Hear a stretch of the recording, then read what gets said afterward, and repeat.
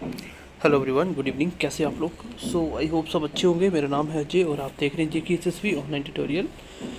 आज हमारा डिजीज़ का लेक्चर नंबर 3 है और आई होप कि आपने पहले 2 लेक्चर अच्छे से देखे होंगे। और आज हम लोग डिजीज़ वाले टॉपिक को ख़त्म करेंगे और जो भी इंपॉर्टेंट क्वेश्चन बनते हैं वो यही से बन जाएंगे। अभी तक जितने भी एग्ज़ाम में क्वेश्चन आए वो इसी लेवल तक पूछे गए हैं। तो चलिए क्लास को स्टार्ट करते हैं। Let's get started. तो चलिए आज हम लोग इसको ख़त्म करके कम्युनिकेबल और नॉन कम्युनिकेबल डिजीज़ को ख़त्म करते हैं। इसके बाद नॉन कम्युनिकेबल इसमें कुछ पढ़ाने वाला है नहीं है, इंपॉर्टेंट 2-3 बता दूंगा, बाकी आपको ऑलमोस्ट पता ही है, सिर्फ आपको थोड़ा सा हिंट देना है। चलिए सबसे पहले आज हम पढ़ेंगे पैथोजन, जो लास्ट बच गया था, डेट इज़ कॉल्ड प्रोटोजोआ। क्या होता है? प्रोटोजोआ। ये कैसा होता है? ये भी आपका यूनिसेलुलर होता है, सेलुलर। मल्टी सेलुलर आपका फंगस था, बाकी सब क्या थे? यूनिसेलुलर थे। और ये कैसा होता है? ये भी पैरासाइट होता है, कम्प्लीटली डिपेंड करता है हमारे ऊपर, ठीक है, डिपेंडेंट होता है एक दूसरे के ऊपर। आपको इसमें याद क्या रखना है? आपको इसमें याद रखना है कि प्रोटोजोआ के नेम क्या है। क्या याद रखना है आपको? Name of protozoa.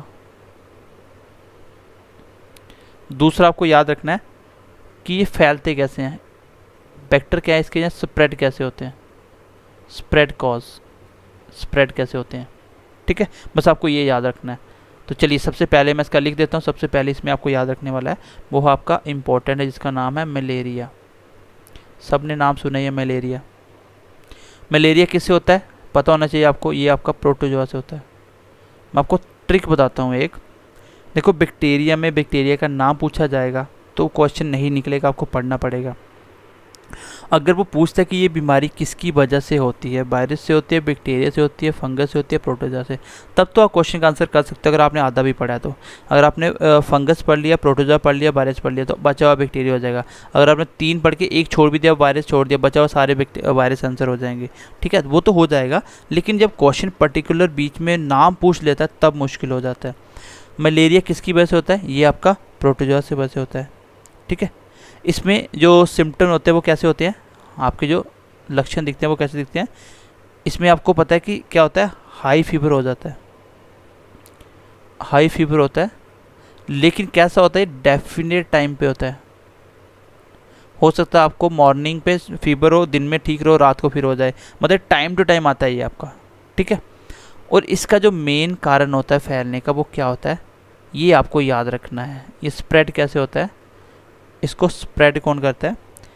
इसको एक मक्खी होती है जो फीमेल एनोफिलीज, फीमेल एनोफिलीज। बहुत ही इम्पॉर्टेंट क्वेश्चन है, इसको मैं 7-8 स्टार एक साथ दे देता हूँ। पहली बात याद रखनी है, मलेरिया आपका प्रोटोजोआ की वजह से होता है। दूसरा, इसका सबसे इम्पॉर्टेंट पॉइंट, इसको स्प्रेड कौन करता है? इसको फीमेल एनोफिलीज नाम की एक मक्खी होती है, वो इसको स्प्रेड करती है, वो लेके इसको उड़ती है, ठीक है, वो इसको लेके उड़ती है। तो वो जब आपको काटती है, जहाँ आपके बॉडी में कहीं इनडायरेक्टली खाने में बैठ जाती है, उससे आपके खाने में चले जाता है अंदर, तो वो आपकी बॉडी में चला गया आपका प्रोटोजोआ, उससे आपको क्या होता है? मलेरिया हो जाता है। इसका जो प्रोटोजोआ का नाम है ये भी इंपॉर्टेंट है, ये आपको याद रखना है। इसका नाम है प्लाज्मोडियम। कौन सा protozoa? Plasmodium beeswax, BIVAX, beeswax.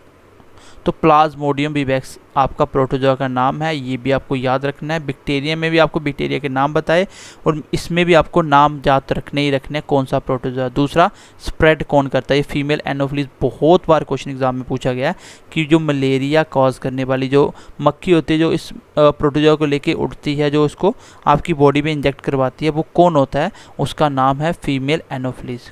जैसे भी डायरेक्टली इनडायरेक्टली आपकी बॉडी में इंजेक्ट करवाती है। चलिए नेक्स्ट बढ़ते हैं। इसके ऊपर हम दूसरी बीमारी का नाम लिखते हैं, that is called sleeping sickness. Sleeping sickness. Sleeping sickness क्या होती है? स्लीपिंग सिकनेस 24 आवर्स नींद आती है बस, है ना, मज़े ही मज़े हैं, 24 आवर्स सोना ही सोना है। इसमें आपको 24 घंटे नींद आती रहती है। और इसका आपको याद क्या रखना है? इसमें जो प्रोटोजोआ का नाम है वो आपको याद रखना है। मैंने आपको पहले ही बता दिया आपको किस में क्या क्या पढ़ना है। इसका नाम है ट्राइपेन ट्राइपेनसोमा या ट्रिपैनसोमा, ठीक है। और इसको जो फैलाने वाली जो मक्खी होती है उसका नाम होता है सीसी फ्लाई। एक सीसी फ्लाई नाम की मक्खी होती है जो इसको लेके उड़ती है, ठीक है। इसको सीसी ऐसे याद रख लो, स्लीपिंग एस से सीसी, यहाँ पे देखो सीसी फ्लाई, तो सेम है। सिक भी ऐसे सिकनेस, स्लीपिंग सिकनेस, तो सीसी। तो फ्लाई मतलब आप हवा में, फ्लाई मतलब आप नींद में उड़ते हो, आपको लगता है पता नहीं कहाँ कहाँ उड़ रहे हो, फ्लाई करते हो आप, ठीक है। Sleeping sickness. और प्रोटोजोआ का नाम क्या है? ट्रिपैनसोमा। ट्रिपैनसोमा इसके प्रोटोजोआ का नाम है। चलिए नेक्स्ट लिखिए, नेक्स्ट स्लाइड लेते हैं एक बार। दो हो गई आपकी प्रोटोजोआ से होने वाली, एक मलेरिया, एक स्लीपिंग सिकनेस। एंड नेक्स्ट लिख लीजिए, इसमें एक और बीमारी है इंपॉर्टेंट जिसका नाम है काला अजहर। काला अजहर। एक और इसका नाम होता है जिसको बोला जाता है ब्लैक फीवर। क्या बोला जाता है? Black fever. इसका एक और नाम होता है जिसको बोलते हैं दमदम फीवर। तो सब में आपको बुखार ही होता है। तीनों इसके नाम है, kala azar, black fever, Dumdum fever, सारे एक ही के नाम हैं, ठीक है। इसमें बेसिकली ब्लैक फीवर क्यों बोला जाता है? इसमें आपके जो नाखून है ना, नाखून हो गया आपका, यूरिन, ये ब्लैक हो जाता है। इसका कलर कैसा होना शुरू हो जाता है? ब्लैक। नाखून आगे से ब्लैक होना स्टार्ट हो जाते हैं जब ये बुखार होता है, तो इसको बोलते हैं ब्लैक फीवर या काला अजहर या दमदम फीवर। इसके लिए जो प्रोटोजोआ रिस्पॉन्सिबल है वो कौन सा है? उसका नाम है लेशमेनिया। और इसका जो वेक्टर है, इसको जो फैलाने वाला, उसका नाम है सैंड फ्लाई। कौन सी मक्खी? Sand fly. तो ये इसको फैलाती है। तो प्रोटोजोआ के नाम याद रखने हैं। कैसे फैलता है? मैंने तीन ही बताया। मलेरिया कौन फैलाता है? Female anopheles. और उसके बाद मैंने आपको बताया स्लीपी सिकनेस कौन फैलाता है? CC fly. और आपका जो काला अजहर ये कौन फैलाता है? ये सैंड फ्लाई नाम की मक्खी होती है, ठीक है। तो आपको इसमें ज़्यादा कुछ नहीं करना है, बस इतने ही आप याद कर लेना और इतने ही आपको याद करने, इसमें दो तीन ही है बस। देखो फंगस के 4-5 बताए मैंने। फंगस तो आपको पता ही है, और बाल्डनेस होना, बाल का झड़ना, डैंड्रफ होना, ठीक है, डैंड्रफ हो जाना, और रिंग वॉर्म हो जाना, और एथलीट फुट हो जाना, तो वो फंगस के थे। ये मैंने प्रोटोजोआ को 2-3 बताए। और आप एक किसी बैक्टीरिया या फंगस में, उसमें वायरस में याद कर लो, बाकी अपने आप हो जाएगा। अगर आप 60-70% भी अच्छे से पढ़ के जाओगे ना, तो भी पेपर आपका 80-90% होने के चांसेस होते हैं। क्योंकि अगर आपको ये अच्छा आता है ना, तो ऑप्शन एलिमिनेशन काम आते हैं। इसलिए आपको चीज़ों को बहुत ध्यान से पढ़ना होता है। सिलेक्शन लेने का यही सबसे अच्छा तरीका होता है। जो पढ़ रहे हो वो टिप्स पे होना चाहिए, उसको आपको लर्न बाय हर्ट्स कर लेना है। एकदम जब पूछे उसी टाइम आपका रिप्लाई आना चाहिए, इसका आंसर ये होगा, तब आपका सिलेक्शन होगा। क्योंकि लास्ट के टाइम पे आपको रिवाइज करते रहोगे तो बहुत मुश्किल हो जाएगा। क्योंकि लास्ट के टाइम पे आपको नई नई चीज़ें जो मिले उसको पढ़ना होता है। हो सकता है हम लास्ट में आपको प्रैक्टिस कराएं, उसमें भी आपको बहुत सारी नई नई चीज़ें बताएं, तब भी तो साथ साथ पढ़ना पड़ेगा। फिर आपके ऊपर बर्डन पड़ना स्टार्ट हो जाता है अगर आपने रिवीजन नहीं की। मैं आज भी बोल रहा हूँ, टाइम बहुत है, एक छोटा सा काम कर लो, कुछ मत करो, डेली का कोई ना कोई चैप्टर रिवाइज करो। जैसे साइंस मेरे से पढ़ रहे हो, इसकी स्ट्रैटेजी ये होगी, जैसे आप ये डिजीजेस पढ़ रहे हो ना, एक चैप्टर आज पढ़ा, इसके साथ साथ पहले चैप्टर मान लीजिए आपने वाइटामिन पढ़े थे, इसको रिवाइज कर लो पूरा। अगले दिन दूसरी क्लास पढ़ी डिजीज, इसके साथ आप लोग न्यूट्रिशन के कुछ क्लासेस रिवाइज कर लीजिए। इसके साथ ऐसे करके, मतलब जब ये करोगे तो ये तो हो गया, दोनों को एक साथ करो। सब एक साथ करते करते करते हफ्ते में सारा खत्म हो गया। इसी तरह इकोनॉमिक्स में करना है, इसी तरह बाकी सब्जेक्ट में करो। बाकी कोशिश करो रिवीजन करने की, क्योंकि 15 तक आपके ऑलमोस्ट सिलेबस डन हो जाएंगे, प्रैक्टिस आपकी स्टार्ट हो जाएगी। और मुझे लगता है कि ये मैं आपको 15 दिन से पहले ही ख़त्म करने वाला हूँ। साइंस का सिलेबस आपका मे बी 2 से 4 दिन में मैं ख़त्म कर पाऊँ इसको, ठीक है। एक आधा टॉपिक बच सकता है, अदरवाइज ख़त्म हो जाएगा। चलिए नेक्स्ट बढ़ते हैं गाइस, नेक्स्ट बढ़ते हैं अभी हम लोग नॉन कम्युनिकेबल डिजीज़ की तरफ। नेक्स्ट हम लिखते हैं नॉन कम्युनिकेबल डिजीज़ की तरफ। और कम्युनिकेबल आपके ख़त्म हो गए, इतने ही पढ़ने आपको, और बहुत ज़्यादा पढ़ दिए हमने तो, ठीक है। चलिए जिसको बोलते हैं नॉन इन्फेक्शियस, इसी का नाम होता है नॉन कम्युनिकेबल। बस आपको यही पढ़ने हैं। उसके बाद जो आपको जेनेटिक्स वगैरह वो नहीं पढ़ने हैं, क्योंकि सिलेबस को सिलेबस के हिसाब से ही पढ़ेंगे। अब इतना टाइम नहीं है कि हम लोग एक्स्ट्रा चीज़ें पढ़ते रहें। या नॉन कॉन्टेजियस, नॉन कंटेजियस। ठीक है, ये बताया था मैंने आपको। ये कैसे होते हैं? ये नॉन स्प्रेडेबल होते हैं, बताया था मैंने आपको। ये नॉन स्प्रेडेबल होते हैं, ये स्प्रेड नहीं होते, एक से दूसरे के पास नहीं जाते। ये ज़्यादातर होने की वजह इसकी क्या होती है? जितने भी आपको नॉन इन्फेक्शियस डिजीज है, इसकी वजह होती है मॉल न्यूट्रिशन। न्यूट्रिशन की कमी से ही ये ज़्यादातर डिजीज़ होती हैं। ठीक है, और जितनी भी आपकी ग्लैंड से होने वाली डिजीज़ है, मतलब आपकी बॉडी में जितनी भी, जैसे किडनी की प्रॉब्लम होगी, हार्ट की, लिवर की, ये सारी की सारी किसकी हैं? ये सारी की सारी मोस्टली नॉन इन्फेक्शियस ही आती हैं। ठीक है, जितनी भी ग्लैंड से होने वाली डिजीज़ हैं वो सारी कौन सी होंगी? वो नॉन इन्फेक्शियस होंगी, ये नॉन कम्युनिकेबल होंगी। ये तो आप खुद बता सकते हो कौन सी डिजीज़ दूसरी को नहीं होती। जैसे मैं सबसे पहला लिखता हूँ, सबसे पहले नंबर लिख लीजिए आप, जिससे मैं बोलता हूँ एनीमिया। एनीमिया क्या हो जाता है? इसमें क्या होता है? आपकी आरबीसी की डेफिशिएंसी हो जाती है, मतलब रेड ब्लड सेल की कमी हो जाती है, इसको बोलते हैं एनीमिया।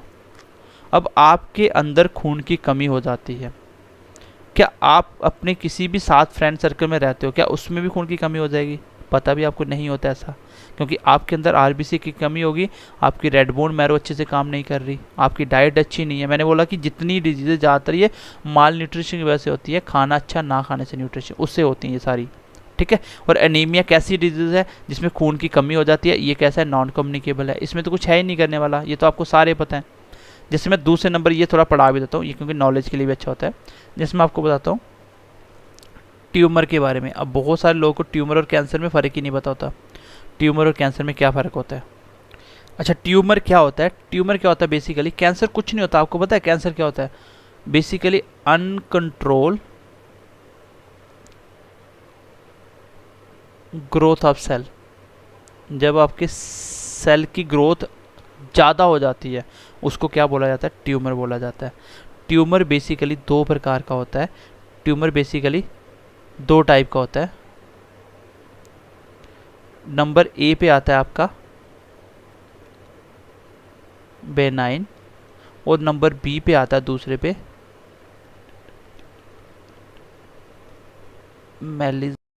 मैलिग्नेंट। ठीक है, तो दो स्टेजेस होती है आपकी, एक होती है बेनाइन, एक होती है मैलिग्नेंट। ये बेसिकली क्या होती हैं? ये डेड ट्यूमर होते हैं। डेड ट्यूमर होते हैं, मतलब डेड होते हैं, ये आगे जो सेल है आगे फैलता नहीं है, डेड, ये मतलब ठीक हो जाता है।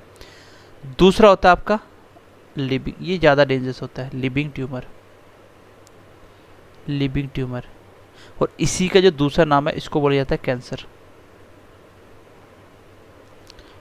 मान लीजिए आपके स्किन पे कहीं भी, ठीक है, खैर इसका नाम ही लेना चाहिए, किसी के भी स्किन पे कहीं भी कोई मतलब बाहर से डेड सेल इकट्ठे हो जाते हैं, मतलब आपके स्किन में सेल बढ़ जाते हैं, तो वहाँ पे मांस इकट्ठा होकर वहाँ पे एक मतलब हार्ड सी जगह बन जाती है। तो वो एक दो तरह से होती है, एक होती है डेड, जो आगे ग्रोथ नहीं होती, वहीं पे रुक जाती है, तो वो बनी रहती है। वो धीरे धीरे अगर वो एक्टिव हो जाएगी, वो लिविंग की फॉर्म में आ जाएगी, तब वहाँ से कैंसर बनना स्टार्ट हो जाता है। आपको कोई भी अगर लगता है कि कोई पुरानी आपकी बॉडी में कोई भी ऐसी चीज़ है जो काफ़ी टाइम से, मतलब कोई भी रसोली टाइप कुछ भी हो रखा है जो ठीक नहीं हो रही है, तो आप डॉक्टर से इसको चेक करवाइए, क्योंकि ये डेड से बाद में लिविंग हो जाएगा, फिर मुश्किल हो जाती है। ठीक है, तो ट्यूमर दो प्रकार का होता है, एक होता है बेनाइन, एक होता है मैलिग्नेंट। ठीक है, मैलिग्नेंट क्या होता है? लिविंग ट्यूमर होता है, ये होता है डेड, और लिविंग ट्यूमर को ही आप कैंसर। चलिए यहाँ पे देखिए, एक क्वेश्चन पूछा जाता है, which tumour spread from one organ to another. कौन सा ट्यूमर होता है जो एक ऑर्गन से दूसरे ऑर्गन में स्प्रेड हो जाता है? तो उसका आंसर होगा आपका मैलिग्नेंट। क्या होगा? मैलिग्नेंट, क्योंकि ये लिविंग है ना, तो एक बार फैलता फिर बॉडी में फैलता जाता है, लेकिन डेड जहाँ पे है वहीं पे रहेगा, वो फैलता नहीं है। जो आपका बेनाइन होता है, जो पहले वाला, ये ऑटोमेटिक ख़त्म हो जाता है, ऑटोमेटिक स्टॉप हो जाता है, क्योंकि ये डेड होता है ना, ये आगे बढ़ता ही नहीं है, और कभी कभी अपने आप ये ठीक भी हो जाता है। एक छोटा सा मैं आपको क्वेश्चन पूछता, देखो मुझे ध्यान से आंसर देना, दोनों में कौन सी स्टेटमेंट सही है। मैं बोलूँ कि ऑल ट्यूमर और कैंसर या ऑल कैंसर आर ट्यूमर, कौन सी स्टेटमेंट सही लग रही है आपको? देखिए सारे ट्यूमर कैंसर तो नहीं है ना, क्योंकि जो बेनाइन है उसको कैंसर नहीं बोलते हैं, लेकिन जितने कैंसर है वो ट्यूमर से ही बनते हैं, तो दूसरी स्टेटमेंट इसमें सही होगी। चलिए आगे बढ़ते हैं तीसरी बीमारी की तरफ। एंड आई होप कैंसर के बारे में आपको थोड़ा सा पता चल गया होगा, कैंसर क्या होता है, ट्यूमर क्या होता है, ठीक है। चलिए तीसरे नंबर पे आपको एक और इम्पोर्टेंट चीज़ बता देता हूँ। एक होता है आपका हार्ट अटैक, और इसी के साथ एक और नाम लिख लीजिए जिसका नाम होता है कार्डियक कार्डियक कार्डियक अरेस्ट, दिल का रुक जाना, कार्डियक अरेस्ट होना, हार्ट अटैक। दोनों में फ़र्क क्या होता है? दोनों में फ़र्क होता है। जो आपका हार्ट अटैक है ये कैसे होता है, मैं थोड़ा सा एक्सप्लेन करता हूँ, क्योंकि ये आजकल काफ़ी कॉमन हो गया है, तो इसका लोगों को डर ज़्यादा होता है। देखिए सबसे पहले इसका जो मेन कारण होता है वो क्या होता है, वो आपका होता है ड्यू टू सर्कुलेटरी प्रॉब्लम की वजह से। जो आपकी बॉडी में ब्लड फ्लो करता है उसके सर्कुलेटरी की वजह से होता है। बेसिकली होता क्या है, ये मान लीजिए आपकी आर्टरी यहाँ से ब्लड फ्लो कर रहा है, यहाँ से आपका ब्लड फ्लो कर रहा है। जब आप ज़्यादा फैट खाते हो, इसमें जो बैड फैट होती है, बैड फैट मैंने बताया था आपको फैट में, तो बैड फैट आपकी कोलेस्ट्रॉल बन के बैड कोलेस्ट्रॉल यहाँ पे जम जाते हैं। अब होता क्या है बेसिकली, यहाँ पे आपको पता है कि जगह कम मिल रही है निकलने की, खून को निकलने की जगह कम मिल रही है। जब खून को निकलने की जगह कम मिलेगी तो यहाँ से क्या होता है, खून फास्ट फ्लो करेगा। आप रियल एग्जांपल सोचिए, आपके घर में पानी की पाइप होती है, पाइप को आगे से प्रेस कर दो, जगह कम होगी तो प्रेशर बढ़ जाता है, स्पीड बढ़ जाती है। प्रेशर कम होता है, सॉरी स्पीड बढ़ जाती है, यहाँ से स्पीड बढ़ जाती है। बेसिकली आपका एक प्रिंसिपल होता है, ठीक है, बर्नौली थ्योरम होता है। वो क्या बोलती है, वो बोलती है कि यहाँ पे स्पीड ज़्यादा होगी, वहाँ पे प्रेशर कम हो जाएगा। जैसे आपकी हवा चलती है तो आपकी जो टीना वगैरह छत होते हैं ये हवा में ऊपर क्यों उड़ जाते हैं, इसलिए क्योंकि हवा ऊपर ऊपर चल रही थी ना, कमरे के अंदर हवा नहीं थी। जब हवा ऊपर फास्ट चल रही थी, ऊपर क्या हुआ, स्पीड बढ़ गई, और यहाँ से क्या हुआ, प्रेशर कम हो गया। यहाँ पे प्रेशर ज़्यादा था क्योंकि दोनों पहले बराबर था, अब ऊपर कम हो गया। आपको पता है प्रेशर जिससे कम है, ज़्यादा वाला उस साइड प्रेस हो जाता है, तो ये वाला जो टीना था इस साइड उड़ जाएगा ये, क्योंकि प्रेशर कम हो गया। जहाँ पे हवा में बॉल स्पिन करती है, क्यों करती है, क्योंकि एक साइड से हार्ड और एक साइड से बॉल सॉफ्ट हो जाएगी। जैसे बॉल टैपरिंग का केस भी हुआ था, तो क्या होता है कि एक साइड से हार्ड, जब सॉफ्ट वाली साइड हवा से अच्छे से पार हो जाती है, लेकिन हार्ड वाली हवा में थोड़ी सी फ्रिक्शन की वजह से रुकना स्टार्ट कर देती है, जिसकी वजह से क्या होता है, जिस साइड स्पीड ज़्यादा होगी उस साइड प्रेशर कम होगा और बार उस साइड हवा हवा में टर्न कर जाएगी, ठीक है। और इसमें भी यही होता है, जब आपका बेस आपकी आर्टरी के अंदर जब कोलेस्ट्रॉल जम जाता है तो ब्लड को निकलने की जगह कम मिलती है, जिसकी वजह से ब्लड फास्ट फ्लो करता है। जब ब्लड फास्ट फ्लो करेगा तो अंदर का प्रेशर कम हो गया, बाहर की साइड प्रेशर ज़्यादा हो गया, इसकी वजह से ये नाड़ी आपस में चिपक जाती है। जब ये आपस में चिपक जाएंगी तो उसमें क्या होगा, आपको हार्ट अटैक हो गया। मतलब हार्ट पीछे से पंप करेगा लेकिन यहाँ से ब्लड निकलने की जगह नहीं होगी, इसलिए आपके हार्ट में बहुत तेज़ पेन होगा, आपके हार्ट में बहुत तेज़ पेन होगा। और अगर प्रेशर की वजह से अगर ये खुल गया तो ठीक है, आप बच जाओगे, डॉक्टर के पास जाओगे, वो इसकी सर्जरी वगैरह करेगा तो ठीक हो जाएगा। ऐसे बोलते हैं ना, एक बार हार्ट अटैक हो गया, 2 बार हो गया, तो यही होता है, बंद होकर खुल जाती है। लेकिन अगर 2 मिनट तक नहीं खुला तो बस राम नाम सत्य हो जाएगा, ठीक है। तो ये होता है आपका heart attack. Heart attack basically circulatory problem की वजह से आता है, ये फैट की वजह से आता है। और जब आप स्ट्रेस लेते हो, स्ट्रेस उसकी वजह से भी होता है, क्योंकि स्ट्रेस से क्या होता है, आपका खून ना थोड़ा मोटा हो जाता है। खून जब खून मोटा हो जाएगा उसका फ्लो भी कम हो जाता है, फ्लो तो खून जमना स्टार्ट कर देता है, जिसकी वजह से भी आपका हार्ट अटैक होता है। अब बात करेंगे कार्डियक अरेस्ट की। इसका क्या मतलब होता है, इसमें बेसिकली आपकी बीटिंग में प्रॉब्लम आती है, मतलब हार्ट का जो दिल आपका धड़कता है उसमें प्रॉब्लम आती है। आपको पता है कि 72 टाइम्स होता है ये पर मिनट के हिसाब से, ये आपका नॉर्मल हार्ट रेट होता है। अगर मुझे बताइए कि ये आपका 1 मिनट में 40 से 50 बार ही हार्ट आपका बीटिंग कर रहा है, इसका मतलब ये भी एबनॉर्मल कंडीशन है। अगर मान लीजिए 150 टाइम कर रहा है, ये भी एबनॉर्मल कंडीशन है, दोनों एबनॉर्मल हैं। इसमें होता क्या बेसिकली, आपको दोनों में ज़्यादा डेंजरस है ना वो कार्डिक अरेस्ट है, वो कार्डिक अरेस्ट है। क्योंकि कार्डिक अरेस्ट में दिल काम करना बंद कर देता है, यहाँ पे दिल काम करना रखता है और जारी रखता है, बट यहाँ पे मजबूरी उसका हार्ट आगे से ब्लड को निकलने की जगह नहीं मिलती है, ये फोर्स तो करता है लेकिन चांस ज़्यादातर होता है खुल जाने के, फिर भी टाइम लगता है। इसमें क्या होता है, कार्डिक अरेस्ट हो गया तो आपका ब्लड एकदम से रुक जाएगा, आपका ब्लड एकदम से रुक जाएगा पूरी बॉडी में, और 2 मिनट के अंदर अंदर डेथ हो जाएगी आदमी की कार्डिक अरेस्ट में, ठीक है। तो ये ज़्यादा डेंजरस होता है as compare to heart attack के। आपको बोला जाएगा, जैसे आपको मान लीजिए शॉकिंग न्यूज़ मिलती है, बोलते हैं किसी को शॉकिंग न्यूज़ सुनते ही बंदा मर गया, क्या होता है वो सुनते ही उसको कार्डिक अरेस्ट हो जाता है, उसका हार्ट बहुत तेज़ से धड़कना स्टार्ट कर देता है, जिसकी वजह से दिल आपका काम करना बंद कर देता है, और कार्डिक अरेस्ट होने से क्या हो जाता है, डेथ हो जाती है, जिसको बोलते हैं कार्डिक अरेस्ट हो गया। वो शॉकिंग न्यूज़ से क्या होता है, कार्डिक अरेस्ट, ना कि हार्ट अटैक, ठीक है। तो ये थे आपके दोनों की दोनों इंपॉर्टेंट कौन से नॉन कम्युनिकेबल डिजीजेस। एक और लिख लीजिए, फिर मैं क्लास को ख़त्म करता हूँ और बाकी मैं आपको थोड़े नाम बता दूंगा खाली, ठीक है। चलिए एक और लिख लेते हैं, मैं नेक्स्ट पेज ले लेता हूँ। नेक्स्ट लिख लीजिए एक और, जैसे मैं बोलता हूँ। चलिए बताइए मुझे, हाइपोक्सिया क्या होता है, हाइपोक्सिया क्या होता है, ये किसकी वजह से होता है और किसको इफेक्ट करता है ये। देखिए हाइपोक्सिया होता है वो क्या होता है, हाइपो मतलब होता है कमी होना की चीज़ की, लेस कमी होना, हाइपो मतलब कम होना, हीटो मतलब बढ़ जाना, ठीक है। या हाइपर मतलब बढ़ जाना, हाइपो मतलब कम होना, और ऑक्सियो मतलब ऑक्सीजन। जब आपकी बॉडी में ऑक्सीजन का लेवल कम हो जाता है उसको बोलते हैं हाइपोक्सिया। क्या बोलते हैं उसको, हाइपोक्सिया। ये किसके रिलेटेड बीमारी है, तो पता होना चाहिए कि ऑक्सीजन का मेन काम कौन करता है, लंग्स करता है, जो इसको प्यूरीफाई करके आगे ब्लड में भेज देता है आपके हार्ट के पास, हार्ट इसको पूरी बॉडी में सप्लाई करता है, ठीक है। बाकी आपको याद रखना है नेक्स्ट, किडनी, जितने भी आपकी बॉडी के ऑर्गन एटम में जो भी डिजीज़ होती हैं वो सारी की सारी किसकी होती हैं, वो नॉन कम्युनिकेबल होती हैं, वो एक से दूसरे के पास स्प्रेड नहीं होती है, सारी ग्लैंड्स की वजह से होती हैं।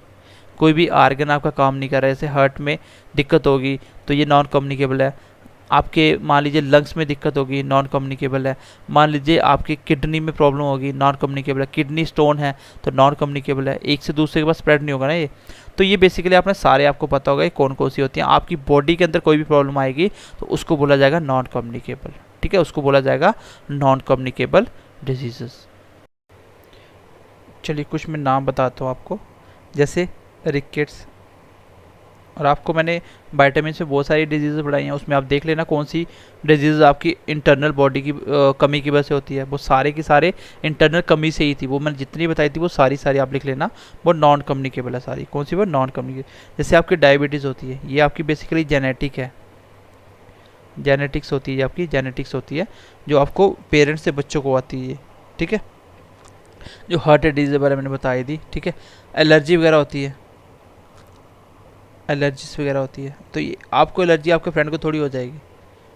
तो ये जो कुछ डिजीज़ेज़ है नॉन कम्युनिकेबल, इसमें बताने वाला कुछ खास है नहीं है, ये आपको सारी पता है। मैंने आपको वाइटामिन की बताई थी, उसमें जो मोस्टली वो सारी की सारी कौन सी है, वो नॉन कम्युनिकेबल है, क्योंकि वो आपके बॉडी में मॉल न्यूट्रिशन की वजह से हो रही है, जैसे आपकी वाइटामिन की कमी की वजह से हो रही है, इसलिए वो सारी कौन सी है, नॉन कम्युनिकेबल। ये मैंने आपको सारी पढ़ाई हुई हैं।